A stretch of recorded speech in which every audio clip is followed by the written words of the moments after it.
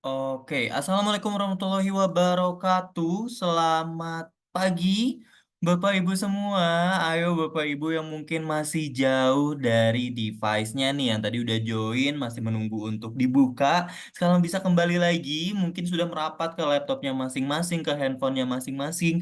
Karena kegiatan kita pada program pendampingan pengembangan kapasitas SDM Usaha Mikro pada tanggal 31 Juli tahun 2024 akan segera dimulai. Dan kembali lagi, bertemu dengan saya Muhammad Faisal Tala yang hari ini akan memandu jalannya kegiatan di mana hari ini akan ada 3 sesi pelatihan yang berbeda dengan satu topik yang sama yaitu mengenai akses pembiayaan. Jadi silakan Bapak Ibu mungkin yang masih ada jauh, mungkin ada yang apa namanya masih ada aktivitas sebelumnya gitu ya. Silakan berkumpul kembali karena kita akan segera memulai. Di sini juga sudah banyak yang sudah hadir di sini.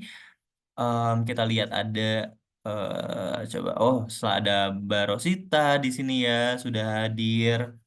Ada Ibu Siti, Pak Saiful, selamat pagi Bapak Ibu semua. Wah, nggak kerasa ya kita udah ketemu kurang lebih em, berapa kali ya? Mungkin 6 sampai 7 kali ya kita sudah bertemu dan sekarang kita sudah sampai ke pertemuan pelatihan kelima yang dimana di sesi kali ini tetap mengenai akses pembiayaan tapi dengan topik yang berbeda. Nah, untuk sesi pertama kali ini topik yang akan dibahas yaitu mengenai mungkin kita bisa bilang sharing session gitu ya mengenai strategi pengembangan usaha melalui pengelolaan akses pembiayaan yang efektif. Nah, untuk sesi pertama kali ini akan disampaikan langsung oleh narasumber yang tentunya sudah memiliki pengalaman dalam pembiayaan dalam pengelolaan akses pembiayaan yaitu Mas Widya Putra. Beliau merupakan CEO dari Midless Kingdom. Nah, sebelum memulai Bapak Ibu di kolom chat ini sudah ada link absensi pertama untuk sesi pertama kali ini. Jadi jangan lupa Bapak Ibu untuk mengisi link absensi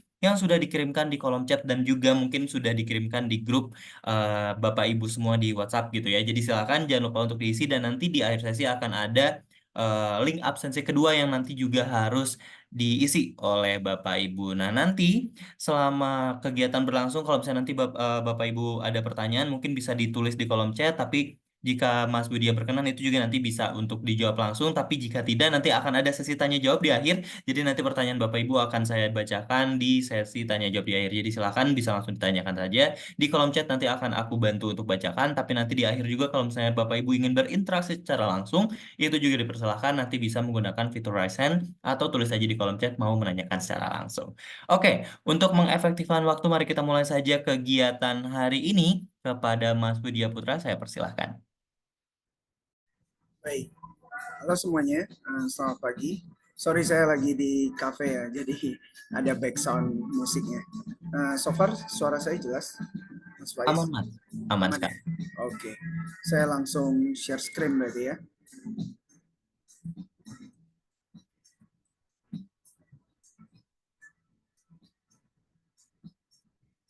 Udah kelihatan? Masih loading. Oke, sip. Udah kelihatan, Mas. Boleh tahu seharusnya ini partisipannya berapa orang? Untuk total peserta biasanya kalau untuk Zoom biasanya hadirnya kurang lebih 60 sampai 100 sih, Mas. Ntar ongoing biasanya Oke, oke. akan join. Berarti ini saya mulai aja ya berarti ya. Boleh, Mas, dipersilakan. Saya lihat banyak ibu-ibu ya di sini ya. Bentar ya, saya full screen dulu nih.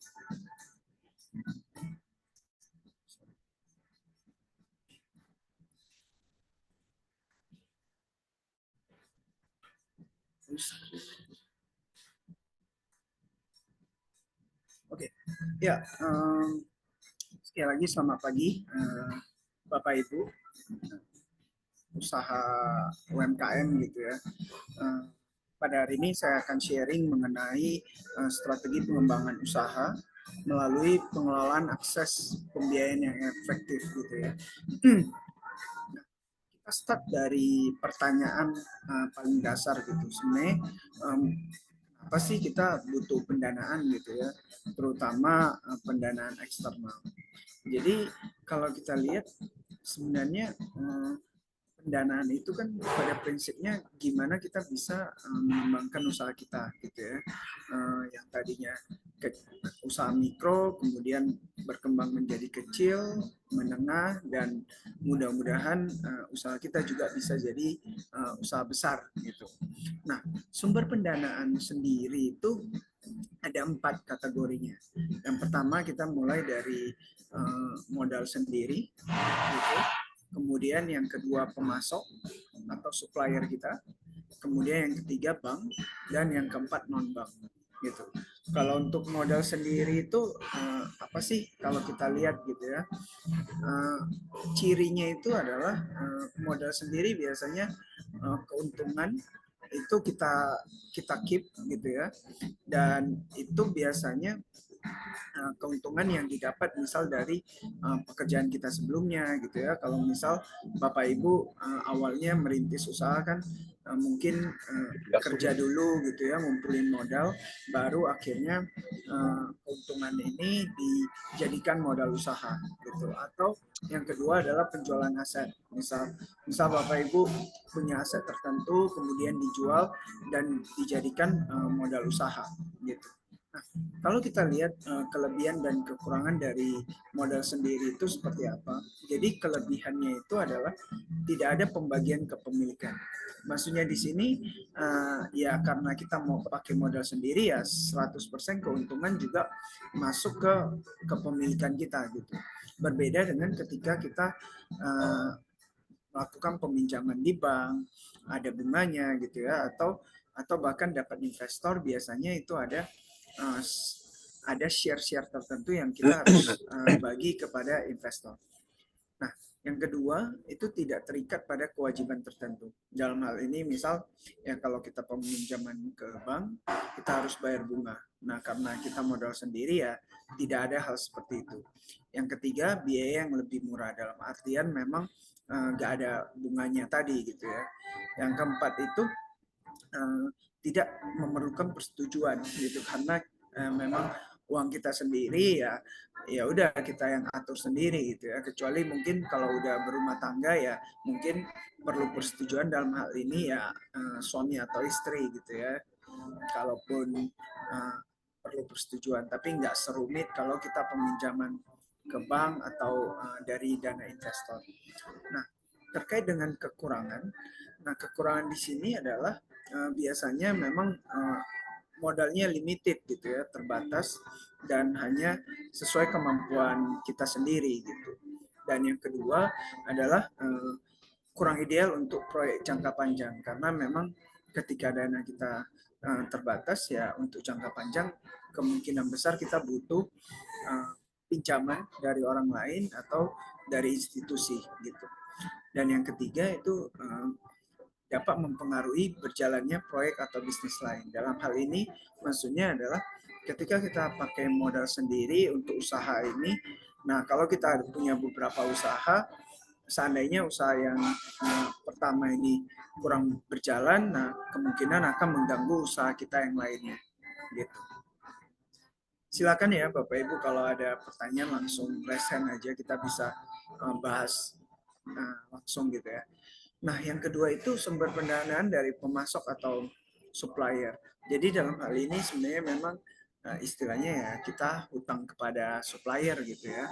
Kelebihannya adalah tidak ada pembagian kepemilikan gitu karena biasanya supplier ya berdasarkan misal dia kasih pinjam kita dalam bentuk barang gitu ya, kemudian kita jual kembali gitu, dan biasanya nggak serumit harus kita masukkan supplier ini ke dalam akte gitu ya, akte perusahaan dan sebagainya. Yang kedua itu adalah kelebihannya memang fleksibel gitu ya, dan bergantung pada kedekatan kita dengan supplier. Jadi saya pernah dengar gitu ya, ketika Gazan, ownernya Zanana gitu ya, dia cerita pada saat COVID itu sempat ada kesulitan gitu ya, kesulitan dana karena banyak ternyata AR atau apa klien-klien dia yang TOP gitu, atau telat bayar, sehingga ya secara ini pada saat itu untuk menyelamatkan perusahaan ya dia dia nego dengan supplier gimana dia bisa dapat uh, barang dulu untuk dijual sehingga bisa cash flow-nya lebih sehat gitu. Nah, ini memang nggak hanya cerita satu cerita tadi ya, tapi menurut saya juga di banyak usaha banyak dilakukan juga seperti ini gitu. Makanya kuncinya di sini adalah kepercayaan gitu. Saya sangat yakin gitu ya ketika kita bangun suatu bisnis itu kuncinya adalah trust, dan trust itu sangat mahal harganya. Makanya ketika kita udah dapat kepercayaan dari satu pihak supplier di sini ya one day mudah-mudahan ketika kita ada permasalahan mereka bisa jadi salah satu orang yang bisa kita andalkan gitu. Nah, yang ketiga adalah memang akan sangat menguntungkan ketika konsumen membayar dalam bentuk cash. Jadi misal gini, jadi ketika kadang kita pengusaha kan kuncinya di mengatur cash flow ya. Ketika kita dapat dari supplier misal karena kita lagi agak kesulitan cash flow, kita dapat pembayaran utang gitu ya, maksudnya kita ambil barang mungkin TOP-nya kita bayar ke supplier 60 hari, sementara ke customer itu kita dapat setidaknya cash atau 15 atau 30 hari, sehingga dengan kata lain kita bisa gunakan uang dari supplier secara tidak langsung untuk kita putar gitu. Tapi ya memang sebisa mungkin catatan saya di sini adalah kita harus komit ya, maksudnya itu kan berarti trust dari supplier kepada kita sebagai klien, jangan dikecewakan gitu. Ada beberapa kadang oknum pengusaha ya justru menggunakan barang udah dikasih oleh supplier tapi ternyata nggak amanah gitu ya, justru maksudnya sudah dibayar oleh customer dan uangnya nggak dibalikin atau dibayarkan kepada supplier. Itu yang saya sarankan tidak untuk dilakukan gitu ya. Nah, kekurangan dari pemasok ini atau pendanaan dari supplier ini adalah yang pertama ya pastinya kita ada kewajiban jadinya untuk membayar hutang. Bahkan mungkin kalau supplier yang tertentu yang memang profit mindset ya mereka akan mengenakan kita cas kita bunga gitu ya untuk barang yang kita telat bayar. Nah, yang kedua itu adalah juga dapat mempengaruhi berjalannya proyek atau bisnis yang lain karena memang pengaturan cash flow di sini memang harus sangat teliti dan juga kita harus hitung dengan seksama gitu ya. Dan yang ketiga yang dibiayai biasanya memang ini ya dalam bentuk produk gitu ya. Nah, kemudian sumber pendanaan bank dan produknya.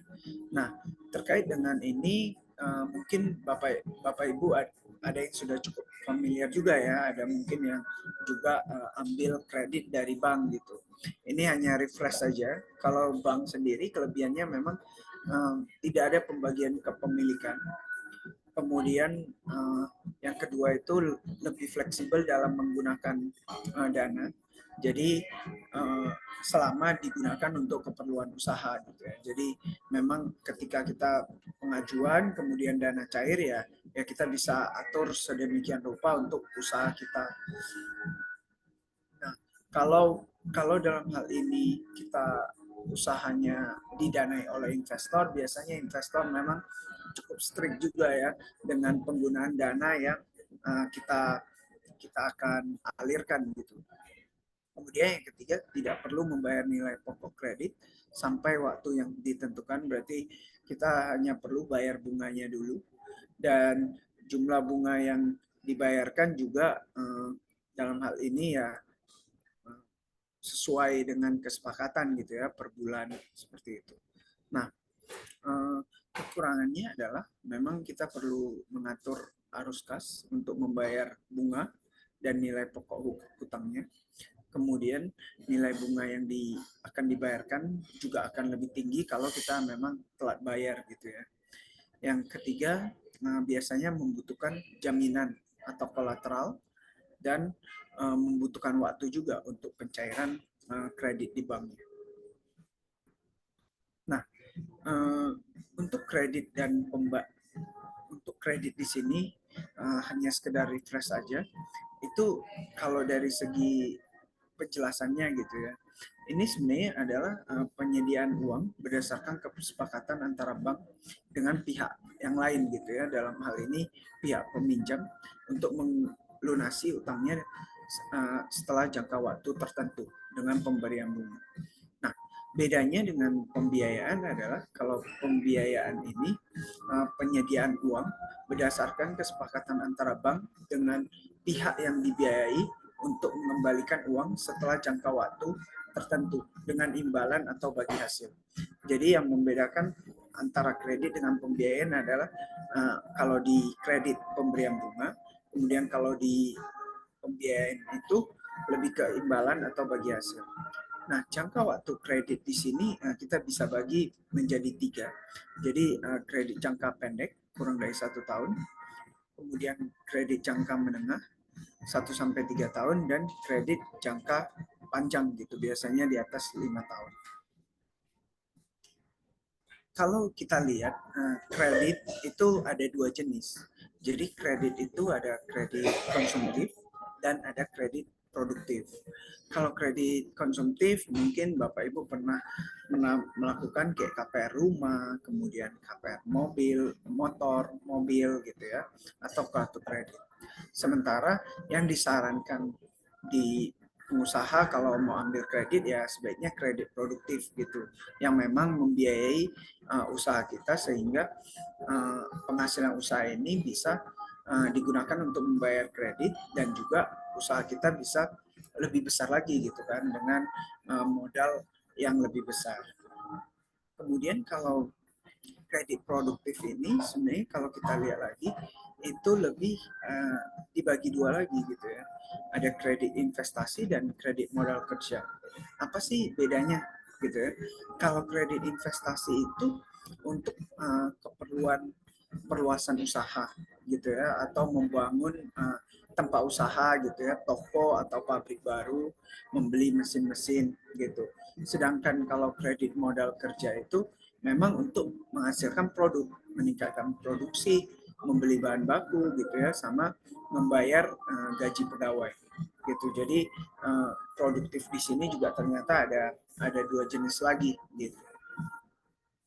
Nah, prinsip pemberian kredit gitu ya. Nah, karena mungkin Bapak Ibu penasaran ya sebenarnya kapan sih pengusaha itu bisa dikasih kredit, kapan enggak gitu ya. Yang pertama memang ternyata yang dinilai adalah karakter gitu, karakter kita gitu ya. Apakah kita pernah di blacklist oleh BI checking atau enggak gitu, atau kita track recordnya kalau kita pakai kartu kredit ya rutin bayar gitu kan.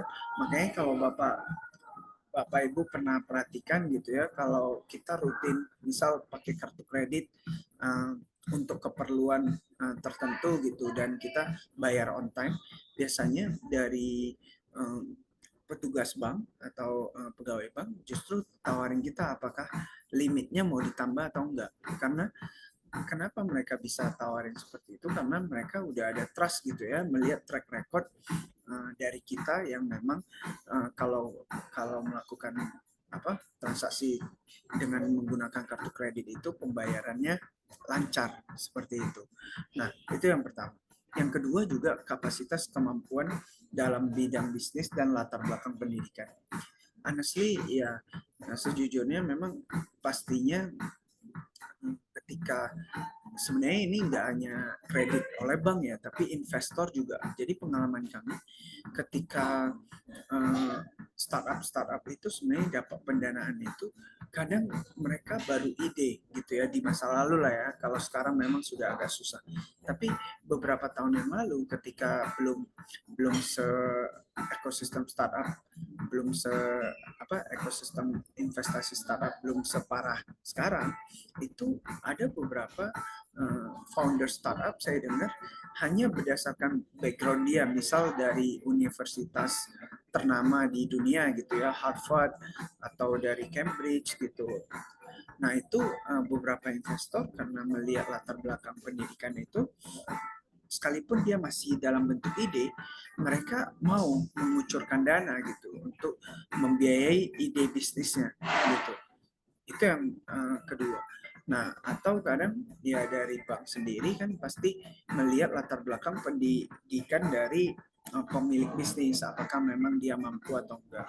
Tapi ya perlu jadi catatan. Saya menyadari juga kadang kita UMKM di Indonesia sendiri kan tidak semua latar pendidikan eh, founder dari UMKM atau pemilik UMKM kan yang sekolah tinggi gitu ya. Ada yang kadang lulus SMA aja tapi memang punya insting bisnis yang bagus, punya niat yang bagus ya. Saya rasa sebenarnya ini juga makanya ini hanya salah satu gitu ya, salah satu kriteria. Bukan berarti ketika kita latar belakang pendidikannya rendah, kita nggak bisa dapat kredit, nggak seperti itu juga. Tapi latar belakang pendidikan menjadi faktor penunjang ketika bank atau investor itu menilai kemampuan kita gitu. Yang ketiga adalah modal. Jadi laporan keuangan juga saya menyadari ketika kita UMKM, nah yang paling kesulitan biasanya apalagi pas baru-baru mulai gitu ya, kita baru sendiri atau baru berdua gitu ya, itu laporan keuangan kadang masih kecampur gitu dengan laporan keuangan pribadi antara bisnis pribadi. Nah ini yang perlu saya tekankan adalah secara bertahap nanti Bapak Ibu bisa consider gitu ya, mempertimbangkan mulai pencatatan lebih rapi sehingga nanti laporan keuangannya bisa kita lihat secara bulanan laba rugi, kemudian neraca arus kas gitu ya. Nah, dua hal ini aja dulu yang memang uh, sebenarnya laporan keuangan ini penting untuk bisnis kita juga gitu ya. Bukan berarti kalau kita nggak mikir mau kredit, kita nggak perlu buat laporan keuangan. Karena kenapa? Karena ketika kita punya laporan laba rugi setiap bulan gitu ya, kita tahu, oh hasil usaha kerja keras kita, keringat kita gitu ya. Oh ini ternyata plus atau ternyata boncos gitu. Nah ketika kita bisa evaluasi itu dari laporan keuangan, sebenarnya kita bisa lihat juga di laporan keuangan kan ada pos-pos pengeluaran, ada pos-pos penjualan gitu. Di pos pengeluaran, oh bagian mana yang memang ternyata kita pengeluarannya itu sangat besar gitu. Jadi sehingga kita evaluasi lagi apakah di bulan depan kita bisa kurangi atau seperti apa gitu. Jadi menurut saya yang ketiga ini terkait dengan laporan keuangan dari bisnis kita masih kecil, sebisa mungkin Bapak Ibu harus disiplin gitu ya, mencatat pengeluaran dan pemasukannya dan jadiin sebagai laporan laba rugi gitu. Nah, yang keempat adalah jaminan. Dalam hal ini memang biasanya pendanaan bank gitu ya. Mereka butuh kayak aset kita, amin-amin kita nggak bisa mampu bayar ya memang aset kita yang dijadikan jaminan. Kemudian yang kelima adalah prospek bidang usaha. Jadi di sini maksudnya apakah kita bergerak di bidang usaha yang sudah banyak orang kerjain atau ternyata bisnis kita ini masih jarang dan potensinya besar gitu. Nah, di sini yang biasanya memang kalau pengalaman kami ketika pitching atau presentasi di investor ini juga merupakan salah satu faktor yang sangat penting gitu ya di dalam mereka memberikan investasi. Jadi prospeknya seperti apa gitu. Misal ketika dulu Gojek presentasi gitu ya, mereka kan menunjukkan bahwa habit dari orang Indonesia itu suka mobile-nya tinggi, tapi keamanan ojek ojek di pangkalan agak susah gitu ya, atau masih terbatas gitu. Nah makanya mereka hadir dengan solusi ojek online seperti itu. Kemudian sumber pendanaan yang lain adalah yang dari non-bank. Jadi non-bank di sini atau non-bank itu salah satunya adalah peer-to-peer lending. Nah, peer-to-peer lending ini kelebihannya memang cocok untuk usaha yang belum bankable. Bankable di sini maksudnya kan kalau kita nggak ada jaminan memang ya mungkin peer-to-peer lending ini yang bisa jadi salah satu opsi kita gitu ya. Yang kedua memang memberikan kemudahan akses pinjaman gitu dan pendanaannya cepat. Yang keempat itu periode peminjaman dapat diajukan untuk periode singkat juga. Jadi nggak terlalu serigid di bank gitu ya. Jadi dengan kelebihan ini kita harus pahami juga ada kekurangannya. Jadi yang pertama itu adalah track record penyedia dana memang masih terbatas gitu ya. Kadang ada beberapa startup ya baru mulai 2-3 tahun sudah bisa kasih ya menjalankan peer to peer lending ini gitu.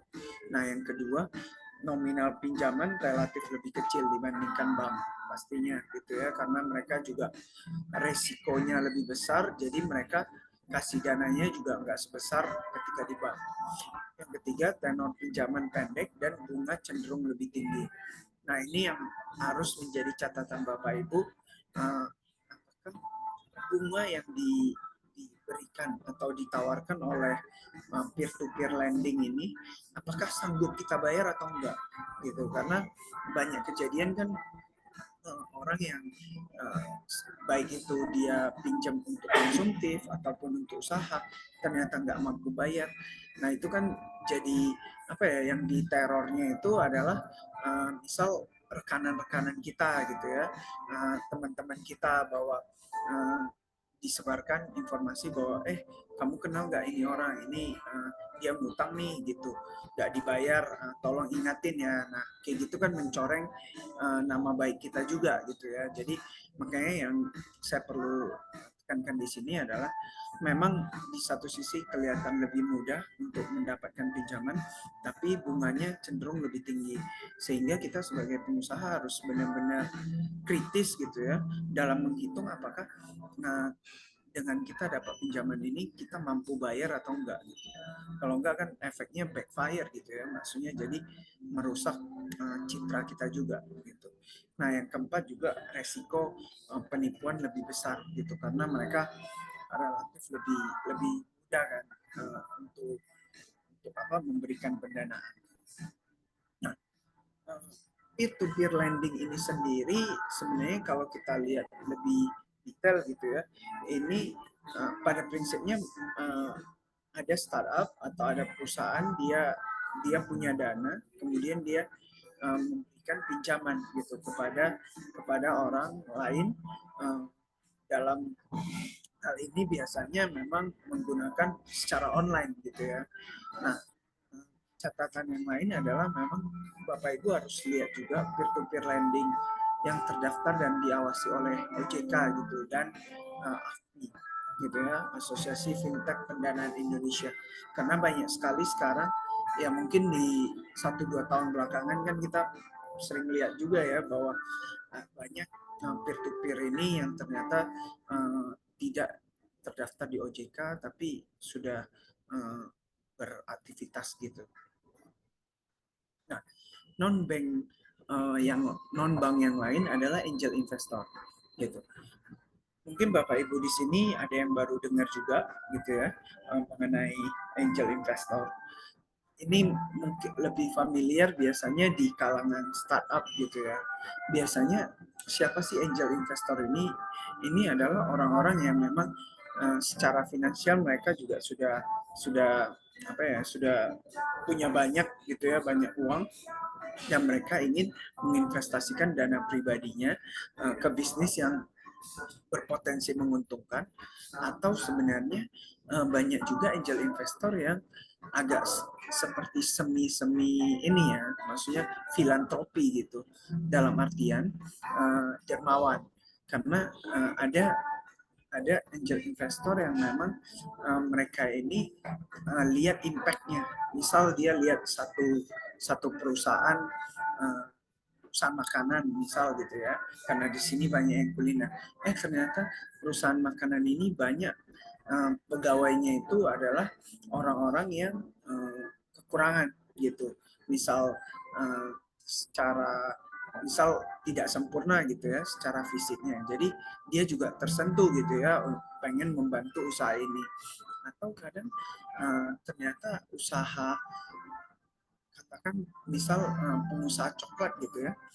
Jadi angel investor ini lihat pengusaha coklat ini ternyata memberdayakan petani gitu, petani dan keluarganya gitu ya di daerah yang uh, terpencil gitu ya, dan sehingga dia lihat oh ketika saya invest di perusahaan ini saya bisa memberikan impact juga gitu kepada keluarga petani ini gitu atau ke petaninya. Nah hal-hal seperti itu yang kadang memang menjadi motif dari angel investor gitu, dan mereka biasanya merogoh kocek sendiri gitu ya untuk pendanaan ini gitu. Nah kemudian kalau dalam hal keterlibatan dalam usaha biasanya mereka sih jarang ya mau terlibat langsung gitu untuk di usaha ini, di usaha yang mereka investasi. Mungkin biasanya mereka paling kasih konsultasi gitu ya, kemudian networking gitu, karena mereka kan biasanya kalau orang-orang seperti ini punya network juga banyak gitu ya dengan sesama pengusaha juga, sesama orang kaya gitu, sehingga misal kadang mereka bisa kenalin kita dengan potensial buyer, dengan potensial rekanan gitu ya, seperti itu. Nah kemudian imbal hasilnya ini ya ada beberapa angel investor itu ya pengen ambil dapat saham dari perusahaan kita juga, yang meskipun biasanya mereka cenderung pengennya minority aja gitu ya, sebagai bentuk komitmen kita lah seperti itu. Nah, oke. Kemudian pendanaan non bank yang lain itu dari venture capital. Nah, venture capital itu apa sih? Jadi venture capital ini sebenarnya um, itu di ada satu lembaga atau ya satu institusi gitu ya, yang mereka memang fokus utamanya adalah mengelola uang. Jadi mengelola uangnya bisa dari orang-orang yang super kaya atau perusahaan global atau organisasi-organisasi gitu ya yang menitipkan dana dana yang begitu banyak ke mereka. Beberapa diantaranya ada East Venture, Sequoia, Mandiri Capital, MDI dari Telkom gitu. Nah, apa yang mereka lakukan adalah jadi mereka kan dikasih kepercayaan gitu ya, kasih kepercayaan untuk mengelola dana ini ya, tugas mereka setiap harinya adalah mencari startup atau usaha-usaha potensial untuk didanakan. Dan untuk didanakan di sini bisa berbagai stage ya, dalam artian ada yang kalau di startup ada pre-seed, seed, series A, series B dan sebagainya. Nah, jadi di sana memang harapan mereka adalah ketika invest ke perusahaan itu perusahaan A gitu ya, mereka dapat misal valuasi itu adalah nilai perusahaan gitu, katakan nilai perusahaannya 100 juta ketika mereka masuk. Nah harapan mereka ketika perusahaan ini bisa grow atau tumbuh hingga akhirnya bisa mencapai valuasi yang lebih tinggi, misal 1 miliar, 10 miliar dan sebagainya. Nah ketika itu ya mereka jual lagi sahamnya, jadi dari situ mereka untung sebenarnya gitu. Nah, dalam hal keterlibatan dalam usaha gitu ya, mereka kadang ada juga yang menempatkan orang gitu di bagian CFO atau Chief Financial Officer gitu. Jadi untuk melihat keuangan perusahaannya, kemudian membantu perusahaan dalam perumusan dan eksekusi strategi usaha juga. Mereka kadang memperkenalkan network mereka juga gitu ya. Jadi lebih ke sana sih ininya. Nah, kemudian sumber pendanaan non bank yang lain itu ada crowdfunding. Jadi crowdfunding di sini beberapa diantaranya ada Santara, Bishare. Nah itu kalau Bapak Ibu pernah tahu itu biasanya kita kayak posting gitu ya. Kita posting di platform ini, kemudian kita kasih rincian kita butuh berapa pendanaannya dan berapa bunga atau berapa bagi hasil yang kita bisa bisa share ke investor ini gitu. Nah, biasanya mungkin gampangnya gini Bapak Ibu. Kalau lebih sering kan kita taunya kita bisa gitu ya. Kita bisa kan biasa kita udunan untuk nyumbang pembangunan masjid atau menolong orang sakit gitu ya. Nah, kalau ini adalah berarti misal usaha kita gitu ya lagi pendanaan dengan crowdfunding itu biasanya misal usaha saya gitu saya posting di platform itu kemudian kebutuhannya katakan misal 50 juta. Nah, dan kita batasin misal hanya untuk 50 orang. Jadi orang-orang ini mereka bisa nyumbang misal ada yang nyumbang 1 juta, invest lah ya, invest 1 juta, invest 5 juta gitu ya. Dan nanti kita janjikan misal 50 juta dalam 6 bulan kita bisa bagi hasil sekitar 10%, misal 55 juta. Nah, jadi itu yang diharapkan oleh orang-orang ini nanti ketika invest di perusahaan kita melalui crowdfunding. Plusnya adalah sebenarnya crowdfunding ini di satu sisi orang jadi merasa memiliki juga gitu ya. Misal di satu restoran gitu, dia invest di Hotband gitu misal ya, Hotband lagi crowdfunding, kemudian dia kayak merasa oh iya, jadi apa?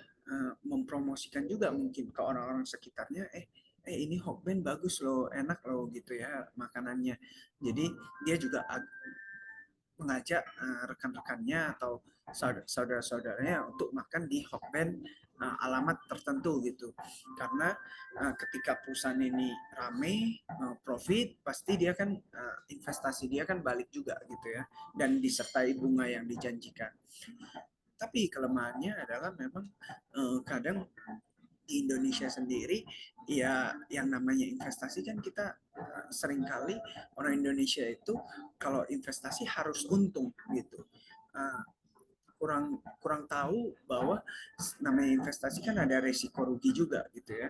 Nah, jeleknya di crowdfunding ini adalah misal kita tadi pengumpulan 50 juta 50 orang, nggak semua yang punya mindset bahwa harus untung gitu kan.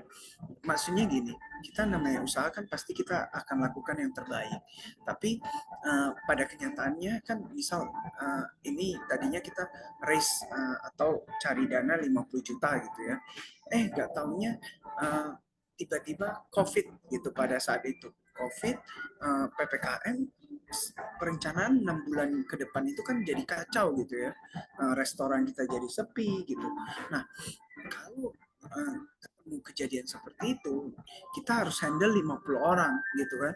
50 orang yang mungkin sebagian besar nggak mengerti ya, maksudnya oh saya udah invest ya, yang saya tahu adalah dalam 6 bulan saya harus dapat bunga bunga segini gitu ya, bunga 10%. Kok ini kamu nggak nggak memenuhinya gitu. Sementara kan ini sebenarnya di luar kuasa kita juga gitu ya. Tapi ada mungkin yang mengerti oh ya ini jadi agak delay nih pengembaliannya dan sebagainya gitu. Jadi plus minusnya di situ ya untuk kalau kita crowdfunding. Di satu sisi kita pusing juga ya kalau dikejar oleh nggak hanya satu orang tapi bahkan puluhan orang gitu ya, karena mereka taruh dananya ya sekalipun nggak gitu besar 1 juta tapi kan ya itu juga uang gitu ya. Nah, sebelum saya lanjutkan ke slide ini ada pertanyaan dulu nggak? Ini ada beberapa slide lagi sih.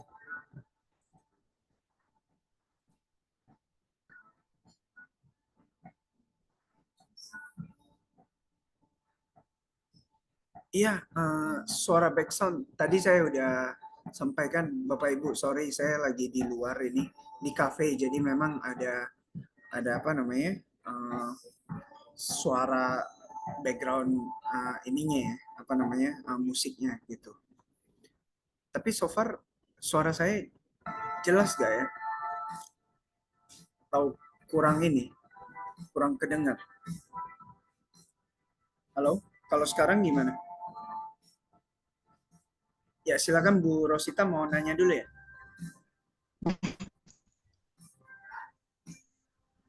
Terima kasih Pak. Saya dari Asta Store dari Kabupaten Pasuruan, Jawa Timur. Baik Bu. Jadi terus sekali kalau untuk masalah pendanaan gini ya. Memang selama ini kalau saya pribadi memang dananya nggak pernah ngutang gitu nggak ya. 5 tahun berjalan, 4 tahun menuju 5 tahun. Memang kalau untuk misalnya apa macam itu saya dapatkan dari kompetisi, dari lomba apa-apa, terus dari pribadi misalnya dapat eh, kerjaan yang banyak, bisa beli alat tambahan seperti itu. Seru investor ini ya Pak. Eh, Mungkin tadi ini ya, kalau untuk investor sendiri mungkin gimana? Menurut Bapak gimana?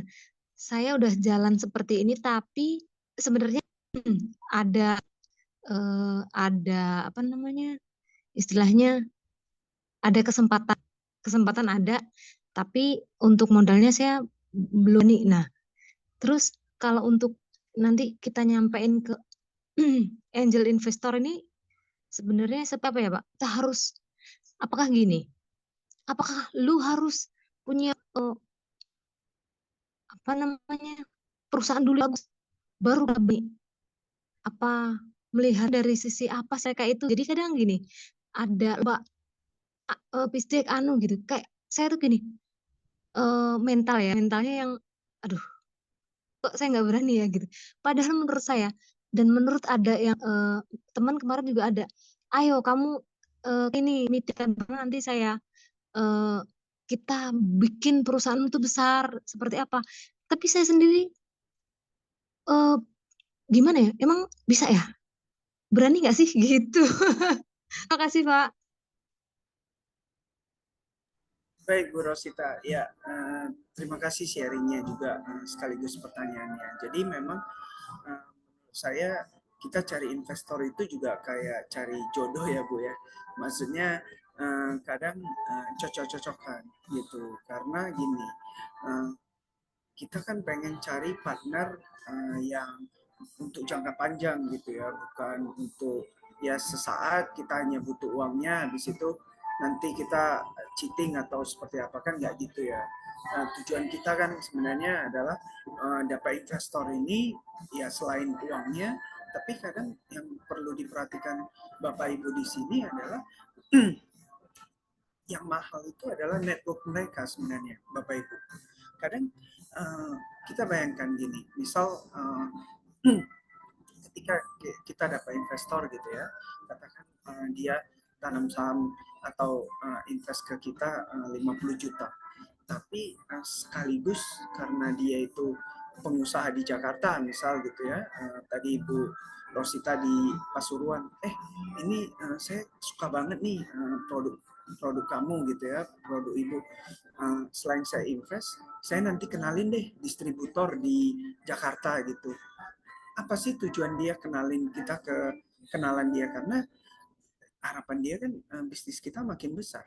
Ketika bisnis kita makin besar kan potensi dia profit atau dapat keuntungan dari investasi dia kan juga besar gitu. Jadi kalau investor yang apa namanya, yang benar sih seharusnya seperti itu Bu.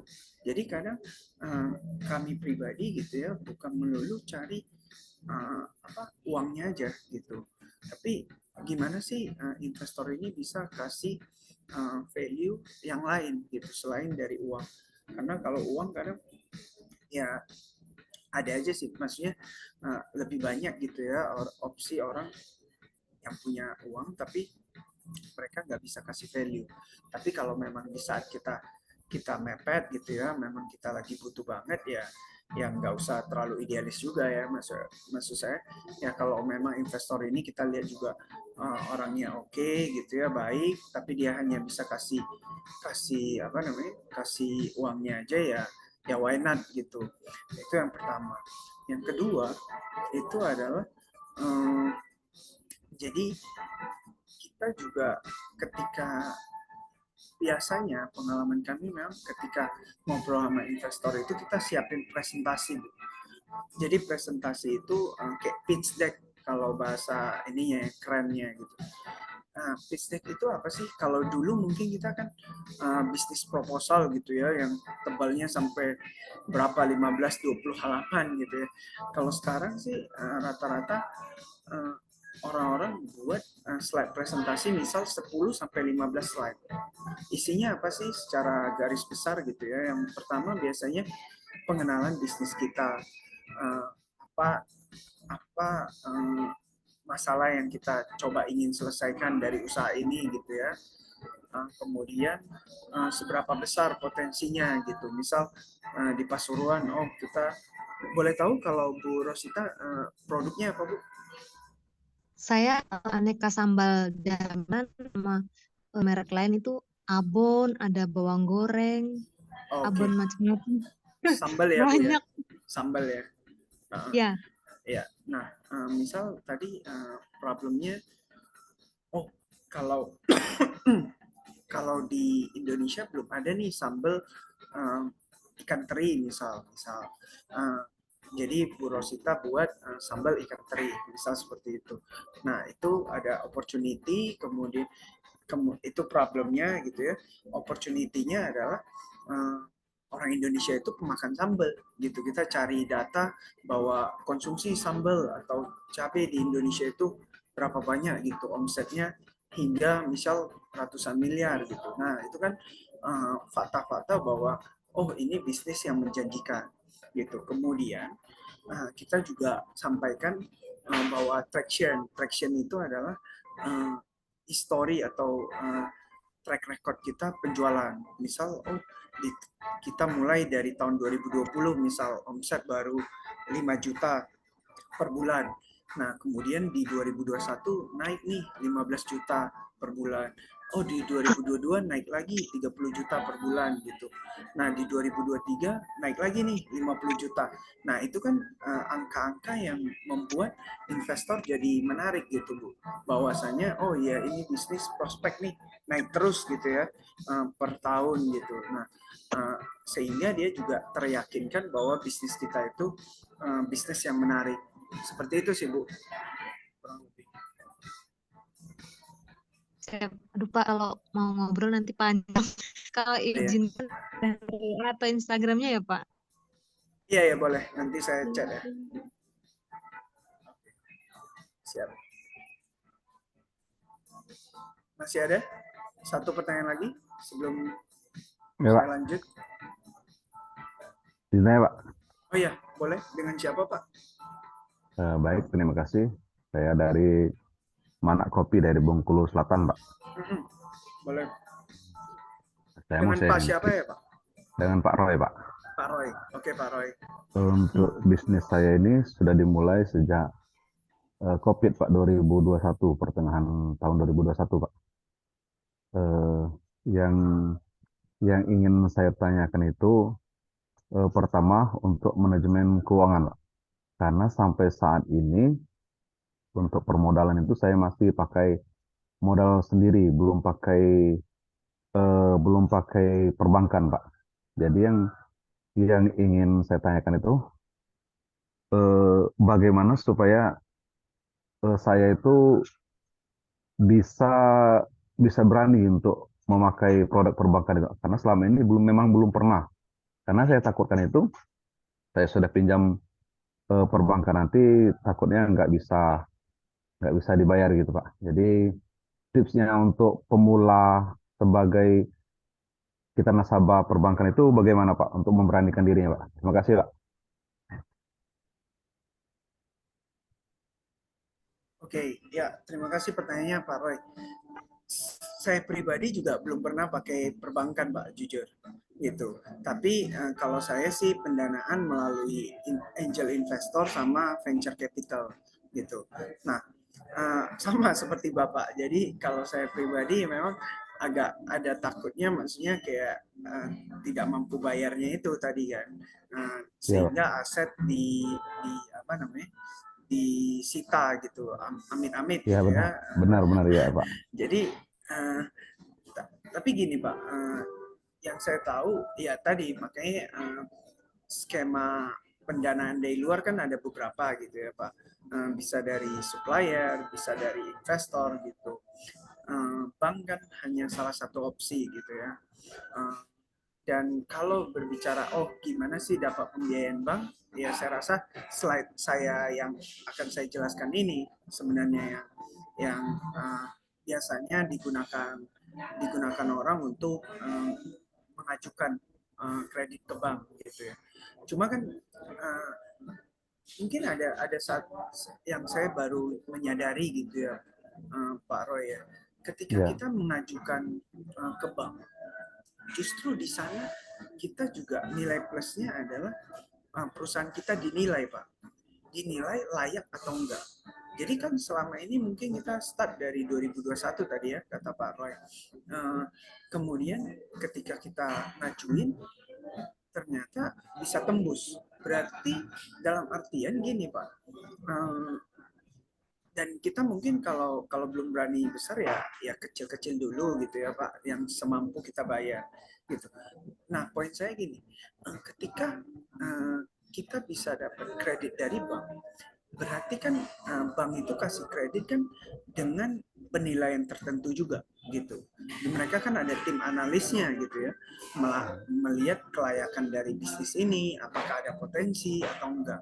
Nah, ketika kita dapat kredit berarti sebenarnya dari kacamata analis atau orang yang lebih ahli keuangan itu perusahaan kita layak nih gitu, ada potensi gitu. Di satu sisi berarti ada satu kegembiraan, ada satu kepuasan tersendiri juga, dalam artian oh berarti perusahaan kita ini layak untuk diperjuangkan. Tapi kalau seandainya ternyata kita ngajuin kredit gitu ya, nggak di ACC, nah itu juga kita harus jadi refleksi diri gitu. Oh bagian mana ya, kenapa ya kita nggak layak ya dapat kredit gitu. Jadi maksud saya pengajuan kredit ini kadang ada plus minusnya gitu ya, dalam artian tadi kita dari kacamata orang luar sebenarnya perusahaan kita ini prospek atau enggak sih gitu. Nah jadi kalau untuk bank sendiri tadi seperti saya bilang, saya juga pribadi memang belum pernah mengajukan kredit ke bank ya, tapi menurut saya ya tadi ada plus minusnya. Nah menyambung pertanyaan Pak Roy tadi, menurut saya ini sih sebenarnya strategi untuk mendapatkan pembiayaan secara umum gitu ya. Tapi menurut saya ada beberapa poin yang memang di bank juga pasti perlu gitu ya. Yang pertama catatan laporan keuangan yang rapi. Seperti yang saya bilang tadi, sekalipun kita UMKM, kita merasa usaha masih kecil, ya udah campurlah uang pribadi dengan uang uang pribadi dengan bisnis gitu ya. Nah itu kita yang akan kerepotan sendiri gitu. Jadi memang sebisa mungkin dari awal kita sudah harus disiplin gitu ya, memisahkan antara uang pribadi dengan uang bisnis. Kemudian selain pemisahan itu juga pencatatannya, pengeluarannya seperti apa, pemasukannya seperti apa, dan kita buat di dalam laporan keuangan laba rugi per bulan yang rapi gitu. Nah, itu yang pertama. Yang kedua, kolateral. Jadi memang kita harus ada jaminan gitu kan kalau memang kita pinjaman ke bank. Yang ketiga itu yang tadi saya ceritain dikit, itu presentasi bisnis yang menarik. Jadi tadi sudah saya bahas kurang lebih mulai dari problemnya apa, kenapa kita buat usaha ini, kemudian marketnya seberapa besar gitu ya. Kemudian juga kita sampaikan solusi kita apa, kemudian kelebihan produk kita apa gitu. Hingga akhirnya kita buat perencanaan kebutuhan dana kita berapa. Nah, kebutuhan dana ini ya sebisa mungkin harus rinci gitu kan, sehingga orang juga melihat kita memang matang gitu secara business owner, tahu oh yang dibutuhkan berapa dan rencananya gimana. Rencana gini maksudnya gini Bapak Ibu, saya punya pengalaman pernah ikut lomba Wismilak Diplomat Success Challenge gitu ya, mungkin Bapak Ibu pernah tahu gitu ya, yang diadakan oleh Wismilak. Itu hadiahnya kurang lebih ratusan juta rupiah gitu ya, totalnya 2 miliar. Nah, apa yang mereka lihat salah satunya adalah gimana perencanaan kita, katakan misal 1 tahun ke depan hingga maksimal 5 tahun ke depan lah gitu. Nah, ketika kita bisa jelaskan bisnis plan kita gitu ya, rencana bisnis kita, misal tadi kayak Pak Roy, misal mulai dari Bengkulu gitu ya. Nah, itu ke depan dalam 3 tahun ke depan pengen apa sertifikasi organik gitu ya, sehingga bisa market ekspor.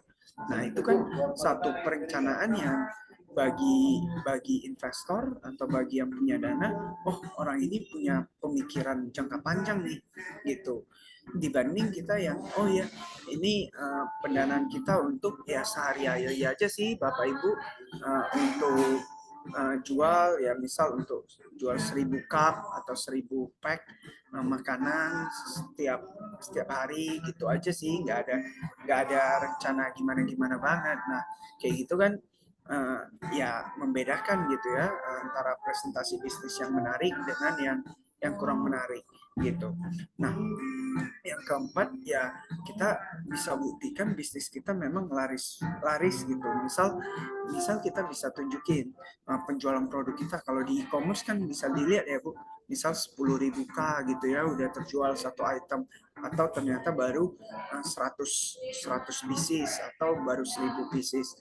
Nah itu kan bisa jadi satu apa ya landasan juga membuat orang lebih percaya gitu. Kalau penjualannya 1.000 pieces, 100.000 pieces itu kan orang bisa hitung sendiri ya. Katakan misal 100.000 pieces barangnya harganya 10.000 aja, itu kan pendapatannya juga udah miliaran gitu.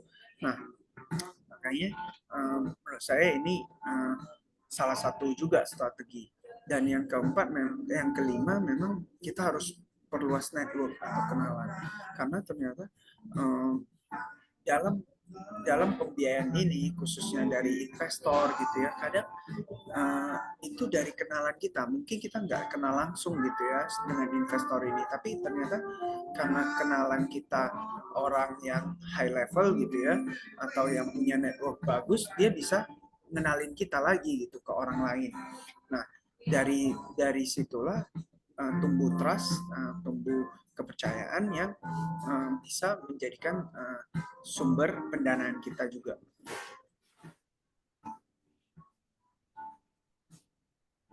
Oke, nextnya itu strategi pengelolaan keuangan usaha. Jadi apa yang saya lakukan di awal dulu juga saya pakai Excel Bapak Ibu. Jadi bukan harus kita langganan software gitu ya, langganan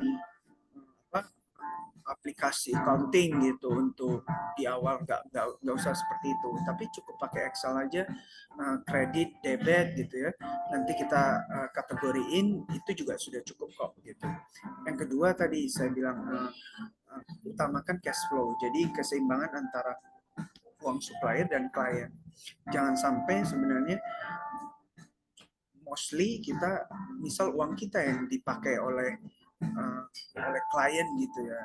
Dalam artian gini, misal kita pembayaran ke supplier itu cash gitu ya, tapi ke klien utang ke kita 30 hari, 15 hari gitu. Nah berarti kan itu sebenarnya uang kita yang dipakai oleh klien gitu ya. Nah ini hati-hati di sana, cash flow-nya jadi justru kurang sehat. Nah yang ketiga itu bisa mulai dengan sistem PO, affiliate atau reseller. Jadi sebenarnya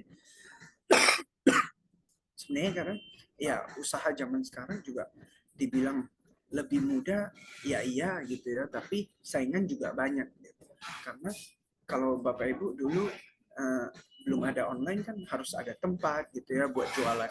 Kalau sekarang kita lihat online ini kadang mereka tempatnya di gang-gang atau di rumah pojokan gitu ya, yang akses jalan juga susah, tapi ternyata reseller online atau affiliate gitu ya, yang mereka tahu cara jualannya sehingga mereka juga jualan bisa laris gitu. Nah, atau di sini sistem PO. Jadi maksud saya gini, Bapak Ibu, ketika keuangan kita memang nggak banyak gitu ya, kita ya open PO aja ke via grup WhatsApp atau di medsos gitu ya. Ketika ada PO kita kumpulin di hari tertentu, baru kita PO kan biasanya bayar dulu gitu ya, bayar di depan ke kita, baru kemudian kita produksi di hari tertentu yang sudah kita janjikan. Nah, di situ kan secara cash flow juga Bapak Ibu berarti menggunakan uang customer sebagai modal dulu untuk dijadiin modal kerja, sehingga nanti setelah dibuat baru dikirim ke customer seperti itu. Nah, yang keempat itu untuk kemasan di awal juga bisa beli dulu dan pakai stiker. Maksudnya di sini adalah kemasan misal kayak snack gitu ya. Ini saya kasih contoh aja. Produk kami salah satunya ini Bapak Ibu. Jadi keripik jamur. Nah, awal banget di 2018 saya mulai usaha, itu kemasan kami yang kiri Bapak Ibu.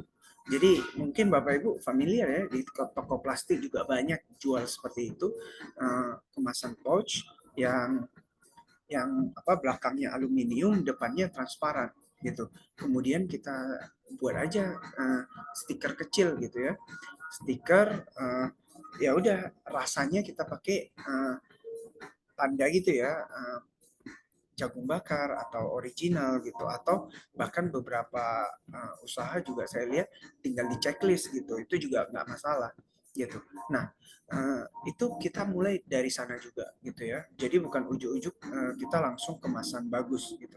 Nah, dari kemasan transparan itu kemudian karena penjualan semakin bagus gitu ya, kita beranikan diri untuk cetak kemasan full print. Nah, cetak kemasan full print di sini nggak langsung juga setiap rasa satu desain gitu, tapi kita mulai dari desain yang general, tapi rasanya itu kita pakai stiker juga masih. Jadi kalau yang tadi kemasan di awal itu kita bisa beli 10 pieces atau 100 pieces gitu ya di toko plastik. Kalau yang bawah ini itu kita harus cetak minimal kadang 500 sampai 1000 pieces. Tapi gimana kita akalinnya biar lebih hemat? Itu ya kita pakai stiker rasa gitu ya. Jadi kita cetak 500 pieces, nanti ya stikernya kita cetak aja kan, stiker lebih murah ya. Gitu kita bisa tinggal tempel itu rasa apa gitu. Nah, kemudian ketika penjualan semakin bagus, nah kita sanggup untuk untuk jual atau apa namanya? Jual varian rasa minimal 500 atau 1000 pieces per bulan, ya kita beranikan diri untuk cetak seperti yang di atas ini gitu. Jadi dari apa namanya? Dari yang tadinya general gitu, kemudian per varian sekarang kita udah ada tulisan gitu ya, jagung bakar, kemudian original dan sebagainya gitu. Jadi semuanya berproses juga. Saya yakin Bapak Ibu di sini juga mulai dari sana gitu. Jadi nggak usah minder, nggak usah rendah diri. Semua kita bareng-bareng proses memang dari dasar lah gitu ya, dari dengan keterbatasan modal kita usahakan gimana strateginya agar tetap efisien, tapi juga produk kita bisa terjual gitu. Dan di awal ini di awal-awal kita jualan keripik jamur ini juga kita melalui ini ya, posting di sosial media, teman-teman yang beli, kemudian masukin ke e-commerce gitu ya, hingga akhirnya sekarang kita kan masukin ke supermarket, baik itu di Jakarta, di Surabaya, di Bali gitu. Nah, semua berproses seperti itu. Nah, strategi terakhir mengelola sumber daya secara kreatif menurut saya mungkin kadang Bapak Ibu nggak ngeh gitu ya atau nggak nyadar sebenarnya kita bisa sebagai uh, apa wirausaha gitu kita kerjasama dengan universitas atau SMK gitu. Jadi kita dekatin karena kan sekarang kan ada program kampus merdeka ya Bapak Ibu ya. Anak-anak mahasiswa itu juga disarankan untuk magang misal 5 sampai 6 bulan di perusahaan atau di tempat usaha gitu. Jadi sebenarnya ini mutualisme gitu ya, saling menguntungkan.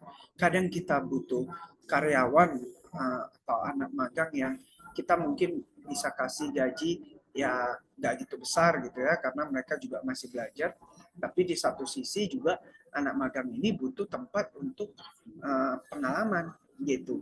Jadi menurut saya ini bisa jadi satu hal yang baik kalau Bapak Ibu ada dekat dengan universitas, dosen gitu ya, atau SMK yang memang bisa mereferensikan tempat usaha Bapak Ibu sebagai tempat magang gitu. Dan kami jujur aja banyak terbantu juga. Selama ini kadang satu semester bisa 2 orang, pernah sampai 5 orang gitu ya. Nah itu kan kita juga sangat terbantu, khususnya kadang pas pameran kita butuh orang tambahan gitu ya. Nah itu terkait dengan rekrut anak magang. Yang kedua itu rekrut sistem DW, jadi daily worker. Nah ini kami juga kadang masih pakai gitu ya dalam hal ini seperti ini. Jadi kita kan kadang sudah ada karyawan tetap gitu ya Bapak Ibu. Misal yang paling sering adalah toko kue gitu. Biasanya kue kan dekat-dekat Lebaran, dekat-dekat Natal, Tahun Baru yang rame, yang peak seasonnya gitu ya. Sementara kalau di hari-hari tertentu atau bulan-bulan tertentu, bulan-bulan biasanya ya biasa aja gitu penjualannya gitu kan. Nah strateginya adalah ya pada saat peak season ini kita bisa rekrut pegawai sementara atau daily worker kita sebut. Jadi pegawai tetap kita sudah memang ada setiap harinya atau setiap bulannya, tapi daily worker ini kita rekrut hanya by project gitu. Misal 2 minggu, oh karena mendekati Lebaran atau mendekati tahun baru gitu ya, kita hire dia harian gitu. Habis itu ya udah nggak di hire lagi gitu, sehingga kita bisa melakukan penghematan juga gitu kan. Karena kalau semuanya pegawai tetap ketika penjualan lagi turun kan berat ya rasanya kita harus PHK orang gitu ya. Mending kita sistem kontrak atau sistem harian sehingga lebih lebih apa dari segi usaha juga kita lebih sehat gitu. Itu sih. Ya, mungkin itu aja sharing dari saya. Silakan Bapak Ibu, kita masih ada waktu untuk pertanyaan.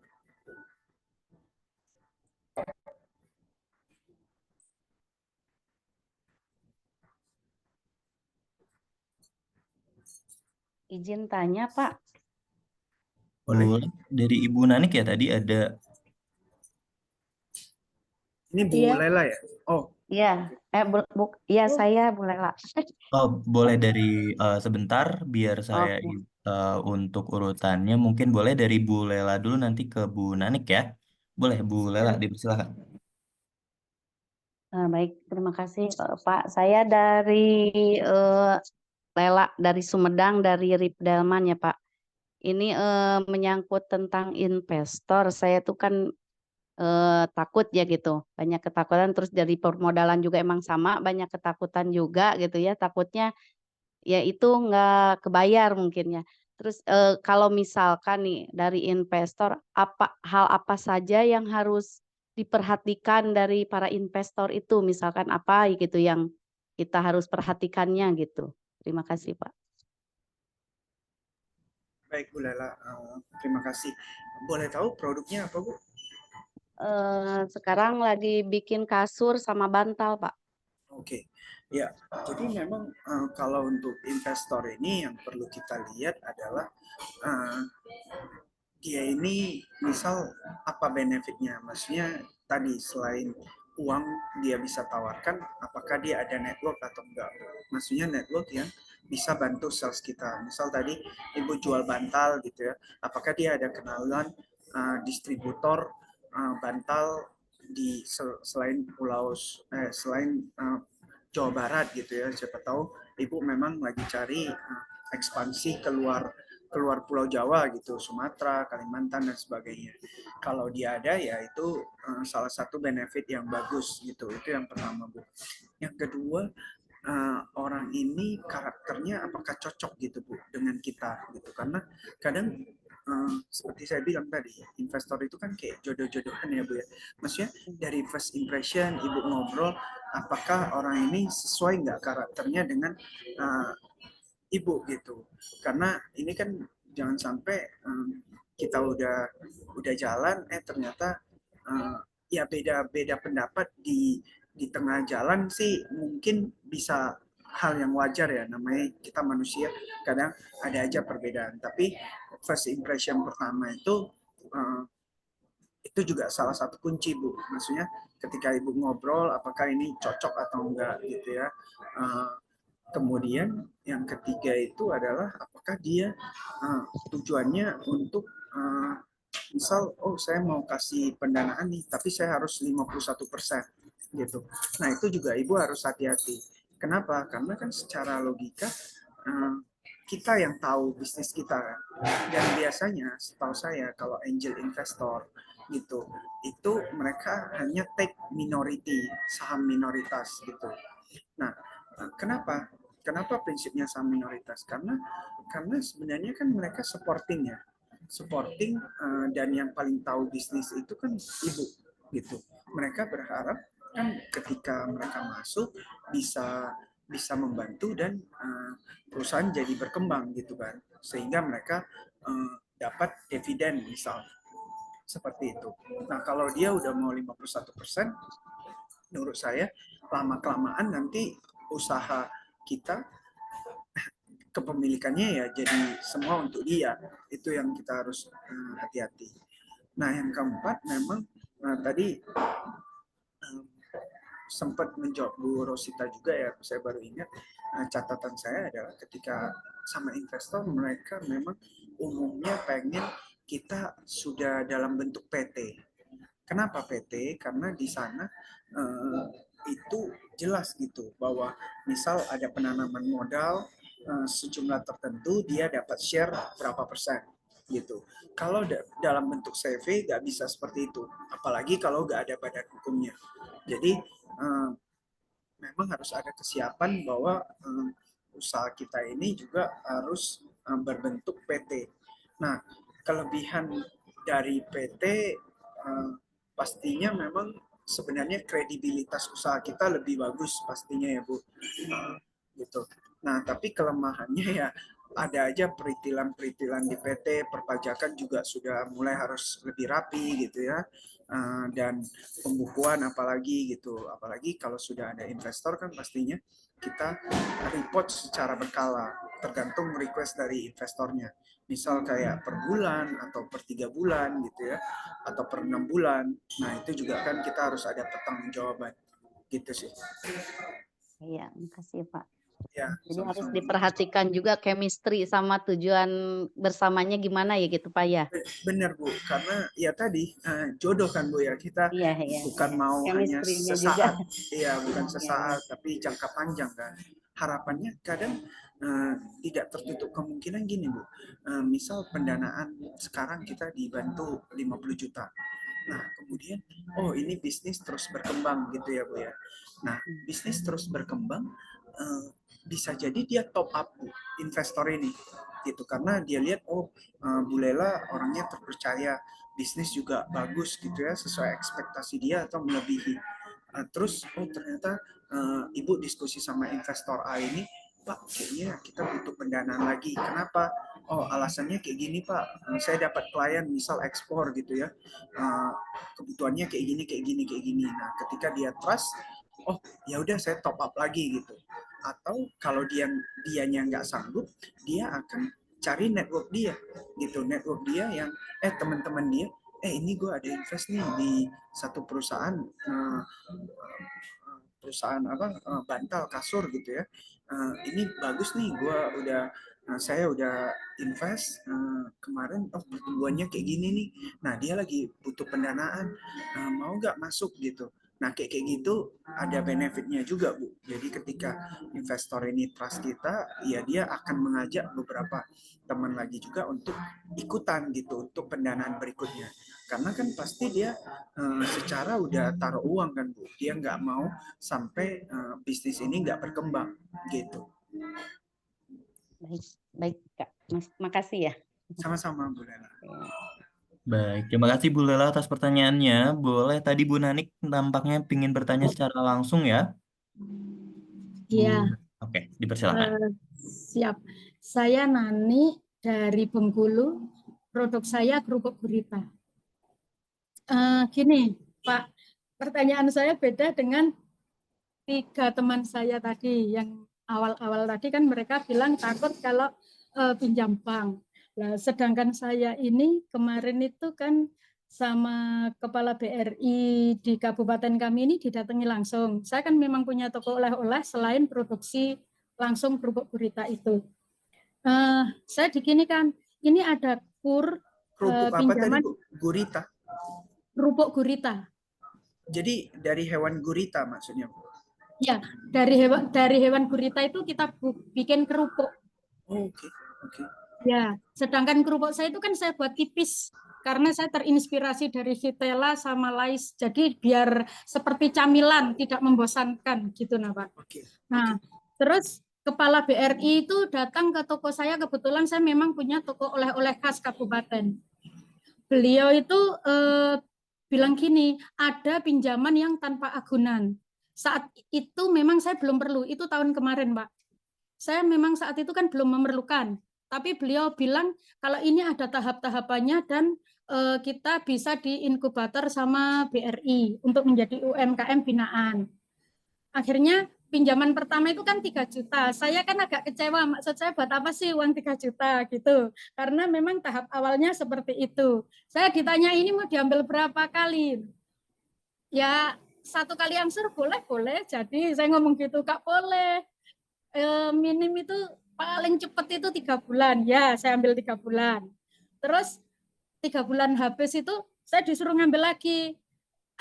Kalau saya pengambilan kecil saya gimana ya, saya kan ngomong gitu, ya Bu ini langsung 10, terus 10 ini diambil berapa bulan, 3 bulan lagi, saya kan ngomong gitu, terus akhirnya 3 bulan lunas, saya disuruh ngambil lagi 50 juta, berarti kan tahapannya itu kata beliau itu saya sudah cepat gitu nah, untuk pinjaman kur naiknya itu, terus saya ngambil 50 juta diambil berapa bulan Bu, 6 bulan, saya ngomong gitu, terus yang terakhir kemarin itu 100 juta, itu juga tanpa agunan. Seperti itu, Pak. Memang sih kalau kayak sertifikat, kayak penghargaan itu memang saya tempel semua di toko karena kami binaan Bank Indonesia kan juga diajari. Itu juga menjadi value kita bahwa produk kita itu sudah seperti itu gitu. Terus sekarang yang mau saya tanyakan, berarti kan saya sudah terhubung dengan bank ya Pak. Tidak seperti teman-teman tadi yang belum punya utang. Kalau saya sudah punya utang dengan bank ini. Terus yang saya mau tanyakan gini, kemarin kami waktu ikut pameran kepilih Gerakan Nasional Bangga Buatan Indonesia Provinsi Bengkulu, kita kan diajak ke Malaysia pameran gitu. Nah, terus saat itu kan memang kita dapat MOU dari Tun Fatimah Malaka gitu. Tapi karena persyaratannya banyak banget untuk ekspor, kita masih proses-proses dan sebagainya. Sementara secara nasional saya kan sudah dapat pelanggan sudah lama sih Pak di Bali gitu. Nah, sekarang perkembangan di Bali itu mereka minta mentahnya, kerupuk itu mentah Pak. Jadi mereka goreng sendiri karena dari Bengkulu ke Bali itu cukup lama ekspedisinya. Kita kerjasama dengan Indah Kargo. Seperti itu Pak. Sekarang yang mau saya tanyakan, ini kan ada beberapa yang mau invest ke tempat saya gitu. Nah, cuman saya ini diajak ngobrol-ngobrol agak gak enaknya gini, Pak. Mereka itu ngomongnya gini. Yang pertama mereka bilang, Bu, kita langsung tidak setiap hari sih, cuman beberapa, mungkin 3 bulan sekali, 2 bulan sekali, langsung terjun ke menengok produksi, tempat produksi, bagaimana dan sebagainya. Jadi bukan hanya terima langsung berapa sih dividen kita, berapa keuntungan yang dibagikan ke kita, bukan hanya itu. Itu yang pertama, Pak. Yang kedua itu mereka cuman ngasih dana saja, nanti dia dapat berapa persen dari keuntungan itu gitu, Pak. Itu saya kan belum terlalu mengerti hal-hal gitu, Pak. Karena saya takut gitu. Nah, karena selama ini memang saya pegang sendiri, tapi saya juga melibatkan suami, saya juga melibatkan beberapa saudara gitu, nah Pak. Jadi gimana untuk mengenal, gimana sih supaya saya itu bisa tahu kalau investor itu nanti baiknya gimana gitu loh, Pak. Gitu. Terima kasih. Baik, ya. Thank you Bu Nani. Ceritanya menginspirasi ya Bu ya. Jadi menurut saya, ya saya justru baru tahu juga ya, karena tadi saya bilang kalau bank saya belum pernah gitu. Nah, untuk apa namanya? Ya tadi, tapi poin saya adalah kayaknya ada kesamaan dengan yang saya ceritakan tadi, bahwa Ibu di Bengkulu sudah jadi pusat oleh-oleh. Mungkin saya nggak tahu ya, maksudnya apakah kayak di Bandung Kartikasari gitu, atau kayak di Surabaya sambal Bu apa itu ya sambal Bu Rudi gitu ya. Nah, ketika kredibilitas sudah ada, makanya pihak bank juga tanpa anggunan mungkin mereka berani Bu gitu. Dan itu kan sistemnya kan bertahap juga ya, nggak langsung 100 juta tadi, tapi bertahap. 3 juta dikasih, lancar nih, kemudian naik 10 juta, lancar nih gitu ya. Nah, dari situ kan jadi ada apa namanya, ada trust yang sudah tumbuh gitu. Itu yang pertama. Yang kedua, yang menarik dari sharing Bu Nani, saya baru ingat juga adalah memang dari bank itu kan bisnis model mereka kan dari kredit ya Bapak Ibu. Ketika kita bisa bayar bunga, ya itulah pendapatan mereka selain biaya admin dan produk-produk lain sebagainya lah ya. Tapi produk utama yang saya tahu di setiap bank ya kredit ini gitu kan, bunga yang mereka dapat. Nah, poinnya adalah jadi memang banyak bank-bank itu mereka mulai scouting gitu ya, mencari wirausaha atau usaha-usaha yang bisa dibantu pembiayaan atau jadi binaan tadi. Nah, seperti yang Bu Nani cerita di BRI gitu ya, atau di BI, kami juga mendapatkan hal yang sama. Dan apa yang ditawarkan oleh bank itu, ya tadi itu bisa pameran gitu ya. Kebetulan Bu Nani dibawa ke Malaysia. Enggak hanya itu, sebenarnya kayak di Jawa Barat kami kadang ada tiap tahun Brilliant Planner, mungkin Bu Nani tahu juga gitu ya, yang pameran di Jakarta gitu. Nah itu, ini minggu ini kami ada BNI Expo karena kita jadi binaan BNI gitu. Di bulan lalu kami ada pameran di BI gitu ya. Nah ketika jadi binaan itu juga kita bisa diundang gitu ya, undang ikut pameran, baik itu di dalam dan di luar negeri. Itu juga benefit saya rasa kalau kita jadi binaan bank, baik itu kita ambil kreditnya atau enggak ambil gitu ya, poin saya. Nah, kemudian tadi balik ke pertanyaan Bu Nani gitu ya. Kalau saya lihat biasanya Bu, pengalaman itu kita harus sign NDA. Tahu nggak Bu ya? Bu Nani pernah dengar nggak NDA? Jadi kalau bahasa ininya adalah kayak surat menjaga kerahasiaan gitu Bu, yang kita tanda tangan bersama gitu dengan investor. Jadi seringkali ketika kita pitching gitu ya, kami pengalaman pitching, kan kita presentasi tuh 10 sampai 15 slide. Tapi itu kan masih belum terlalu detail gitu ya. Kadang itu beberapa investor atau venture capital mereka akan lihat laporan keuangan kita. Nah, itu kan sebenarnya rahasia perusahaan. Jadi biasanya mereka akan kirim ke kita NDA gitu, Bapak Ibu. NDA, surat agreement bahwasannya apa data yang kita kasih itu hanya mereka keep, nggak boleh sebarin gitu.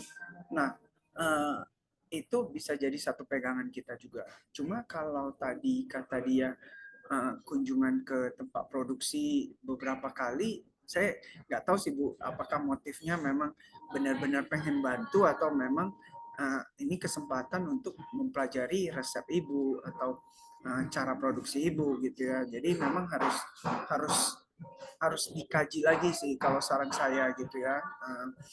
Lebih hati-hati, lihat lagi apa sebenarnya motif dari investor ini gitu Bu, karena biasanya sih ya mereka pasti kunjungan iya biasanya untuk ngecek di awal, setahu saya Bu Nani. Tapi kalau sudah invest kemudian dia akan rutin kunjungan, kayaknya maksudnya apa ya, terlalu remeh, maksudnya mereka hanya untuk kunjungi tempat kita kan, maksudnya kan mereka pasti banyak orang-orang yang investor gini kan biasa banyak kesibukan lain gitu ya. Kalau dia bilang kunjungi rutin gitu, itu ya bagi saya sih agak sesuatu yang agak aneh gitu ya. Kalau di awal sih mungkin iya, di awal, tapi juga kita punya hak, maksudnya nggak boleh ada dokumentasi misal Bu, dan kita kasih taunya juga nggak usah terlalu detail gitu ya, prosesnya seperti itu.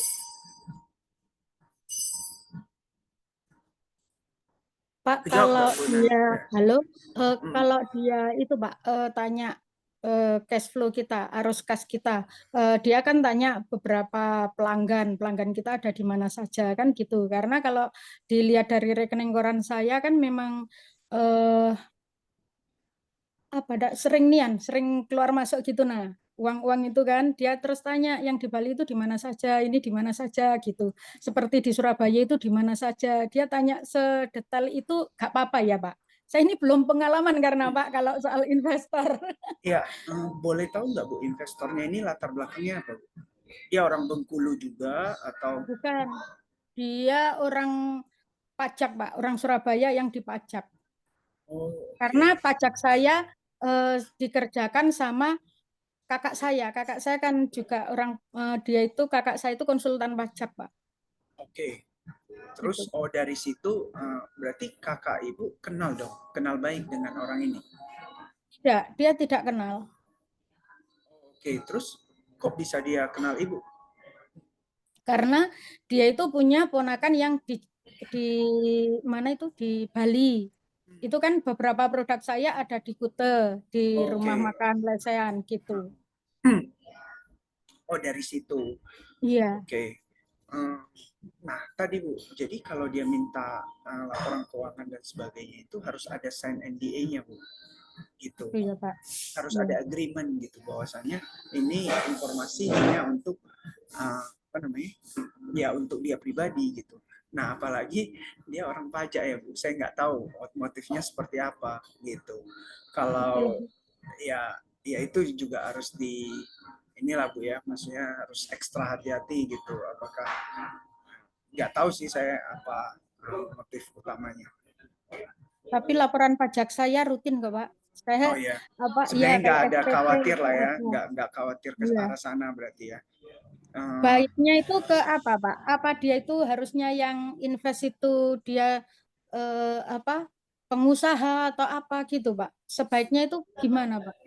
Sebenarnya sih kalau investor sih nggak ada latar belakangnya sih macem-macem ya Bu. Maksudnya nggak ada harus ini harus itu gitu kan. Kadang ya namanya orang profesi apa, dia mungkin ada uang nganggur gitu ya, dia mungkin niatnya mau bantu gitu ya. Saya juga nggak tahu. Jadi sebenarnya nggak ada kriteria tertentu sih Bu. Maksudnya kalau dari latar belakang profesi ya. Oh iya. Terima kasih Pak penjelasannya. Ya. Oke, mungkin kita ke satu pertanyaan terakhir kali ya ke Mas Widya Putra karena ada keterbatasan waktu juga. Iya, Jadi iya. mungkin pertanyaan terakhirnya dari Ibu Istiana, boleh? Oke, terima kasih. Assalamualaikum, selamat siang, selamat pagi. Pak Widya izin bertanya, ini kan menarik banget nih bahasannya dan ini tuh benar-benar kayak yang, oh semakin lama kita tuh kayak, kan kalau UMKM seperti, ya saya contohnya saya sendiri langsung, biasanya kan saya pengalamannya dari dulu dana CSR BUMN, kemudian sekarang kan BUMN dilebatkan oleh bank. Jadi kan otomatis kan pinjaman kita juga ke bank ya Pak. Nah, seperti itu. Nah, kemudian ini kan saya selama ini bingung sebenarnya antara bedanya pinjam di bank sama ke investor karena ada beberapa kelebihan kan ya Pak ya. Kemudian terus saya pikir juga, oh berarti kalau di investor itu berarti kita tuh nggak ada kayak uang bulanan kayak untuk ini ya Pak ya, kayak untuk ngangsur gitu ya. Lebih ke kayak apa dividen dan kayak sharing saham gitu ya Pak ya. Karena saya mikirnya kan kalau misalnya di bank kan misal kemarin saya ditawarin nih Pak, mungkin karena ya alhamdulillah saya punya hubungan yang baik dengan bank dan juga mungkin pinjaman kita lancar ya Pak, ditawarin saya naik plafon ke 300 juta. Sebenarnya saya untuk pendanaan itu lebih butuhnya untuk investasi di penyempurnaan galeri karena kemarin kan laba saya banyak untuk renovasi galeri dan workshop. Nah, kemudian ternyata workshop itu kan kayaknya kurang besar nih karena saya pengen nambah karyawan gitu. Nah, tapi kan melihat perekonomian tahun ini kan begini ya Pak, kayaknya mau dibilang ya terus terang aja memang menurut saya sih daripada tahun kemarin lebih bagus tahun kemarin gitu loh Pak, perekonomian Indonesia. Nah, tapi saya tetap optimis melihat apa di semester masuk ke semester kedua di tahun ini kok udah mulai ada peningkatan lagi nih gitu. Jadi kayaknya berpikir lagi untuk kayaknya pengen sih mengembangkan untuk tadi itu untuk menambah workshop biar saya bisa nambah karyawan karena workshop sekarang kan untuk 3 orang itu sudah sangat sempit gitu pengen pengen nambah lah gitu lebih besar tapi kan harus bangun tuh Pak di lantai 2 rencananya.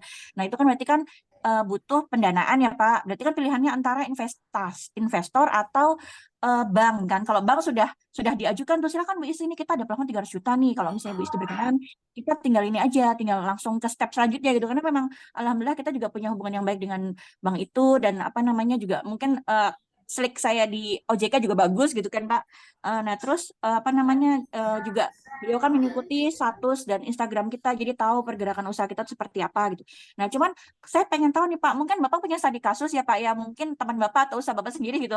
Kalau misalnya ternyata kita memilih investor nih Pak, misalnya kebutuhan kita 300 juta, terus saya tuh masih nggak ngerti nih Pak, berapa saham yang harus dikasih gitu, karena saya kan juga badan hukumnya masih perseorangan ya Pak gitu loh.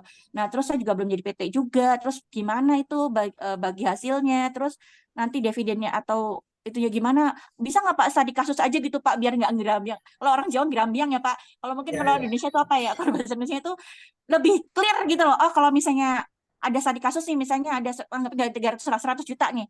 Berarti nanti profit sharing-nya seperti ini nih. Lebih seperti itu mungkin Pak, clear aja gitu Pak. Mungkin ada studi kasusnya biar kita tuh lebih jelas lagi dan bisa memutuskan, oh iya, kita tahu nih ada kebutuhan dana biar usaha kita bisa lebih cepat jalannya, berkembangnya lebih cepat. Tapi kita juga tahu putusannya lebih yang mana nih, karena saya lihat Bapak kan banyak kan semua investor semua ya Pak gitu dan tidak memilih bank, berarti mungkin Bapak punya studi kasus gitu contohnya yang secara itu tadi. Dan terima kasih tadi mengenai apa ya kerahasiaan apa tadi Pak namanya ya Pak, NDA ya Pak. Ya, Aduh NDA. itu saya baru tahu tuh Pak. Terima kasih ya Pak ya Sama-sama. sharing yang ini tadi karena benar-benar nggak mikir sampai sana saya Pak. Kalau ditanyain profit berapa Bu, jualnya kemana Bu, ya saya polos-polos aja jawab gitu kan Pak gitu. Ya, ya. Oh ternyata ada kayak gitu ya gitu. Jadi kan kalau misalnya ke depannya itu Pak. Nah ini saya mau nanya nih Pak, yang kalau bisa kita pitching tuh Pak, otomatis kan kasih tau omset, keuntungan kan, dan Iya, ya kan benar. itu yang perlu dirahasiakan tuh sampai mana tuh Pak? Maksudnya kita biar ini juga ya, maksudnya jangan terlalu membuka banget tapi juga Ya, ngasih informasi yang cukup jelas gitu. Mungkin ya. bisa lebih ini Pak dijelaskan lagi. Terima kasih banyak ya Pak. Sukses Oke, selalu Mas. sama-sama. Ya, saya jawab langsung ya. Jadi yang pertama tadi terkait dengan pitch deck dulu deh.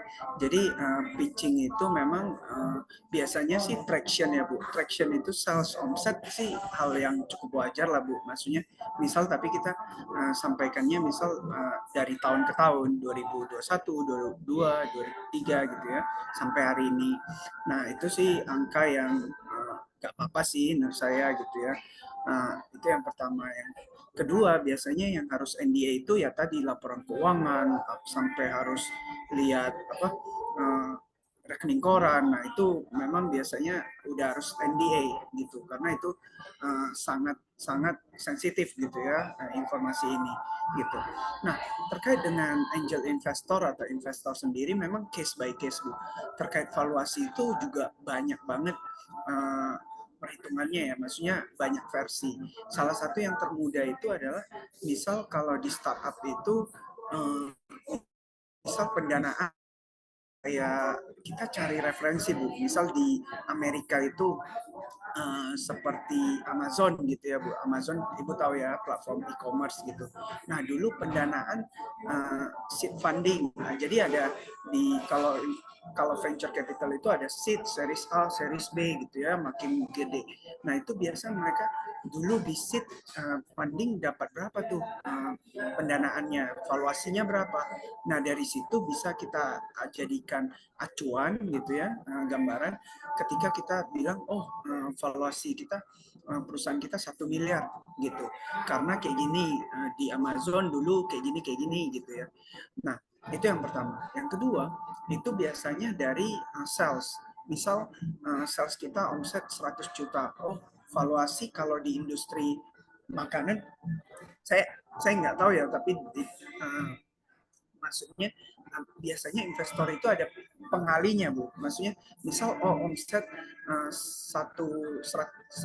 miliar lah per tahun gitu ya, 1 miliar per tahun berarti valuasi perusahaannya 5 kalinya, berarti 5 miliar. Nah, ketika valuasi itu 5 miliar dan kita mencari dana gampangnya misal untuk pengembangan usaha 1 miliar lagi, berarti kita harus kasih share 20% Bu. Jadi 1:5, itu gampang, sederhananya lah ya, gitu. Nah, terus oke, pendanaan 1 miliar. Skemanya gimana nih? Nah, skemanya itu case by case lagi Bu. Jadi maksud saya nggak ada hukum pastinya atau aturan pastinya di lapangan. Bisa jadi oke, 1 miliar ini saya udah kasih 20%, berarti di tahun depan kalau saya ada profit, misal katakan profit saya 100 juta, 20 juta saya akan transfer ke investor itu karena dia dapat dividen. Seperti itu. Atau kalau selama kamu dapat pendanaan 1 miliar tapi kamu belum BEP, ya udah nanti aja deh, nggak perlu ada dividen ke saya. Itu bisa juga gitu ya, tergantung kemurahan hati dari investornya gitu. Nah, atau dia memang ya udah 20% ini kalau nanti ada bisnis kita berkembang gitu ya, bisnis kita berkembang hingga omset kita jadi 10M, berarti kan 2 kali lipat tuh. Dia berharap 20% tadi, berarti kalau kita mau cari pendanaan lagi 1M misal kita butuh lagi, itu paling valuasinya kan sudah 2 kali lipat, jadi dia udah untung tuh. Jadi uang yang dia tanam di usaha kita 1M, sebenarnya kalau pendanaan berikutnya itu udah nilainya 2M, misal seperti itu.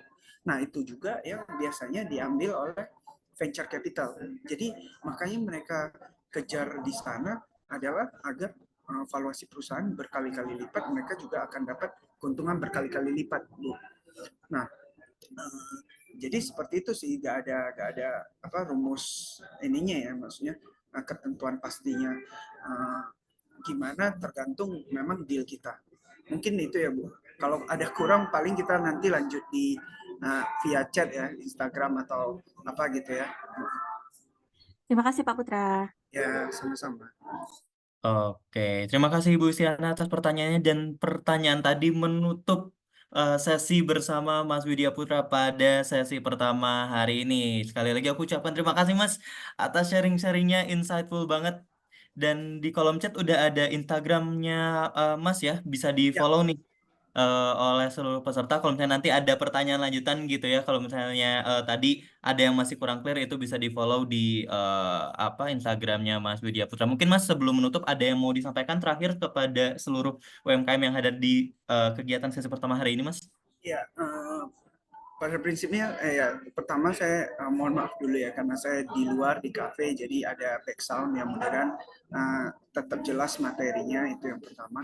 Yang kedua, apa yang saya sharingkan hari ini adalah bukan mengendorse salah satu pembiayaan ya, tapi ini memang yang ada di market. Bapak Ibu bisa dengan bijak memilih yang mana yang sesuai dengan profil resiko plus minus dari Bapak Ibu gitu ya. Tadi ada bank, ada non-bank, dan sebagainya. Masing-masing pasti ada plus minusnya gitu ya. Nggak ada yang satu yang terbaik gitu, tergantung preferensi gitu. Kalau Bapak Ibu lebih prefer bank ya mangga gitu ya. Kalau prefernya non bank ya silakan juga gitu. Tapi pada prinsipnya ya pembiayaan ini kan tujuannya adalah untuk membesarkan usaha gitu. Jangan sampai kita UMKM kadang sudah dapat pembiayaan tapi untuk hal-hal yang konsumtif, itu yang sangat disayangkan gitu ya, sehingga kita udah boros di depan, usaha kita nggak berkembang, justru kita terlilit utang gitu. Itu aja sih Mas Wais, thank you.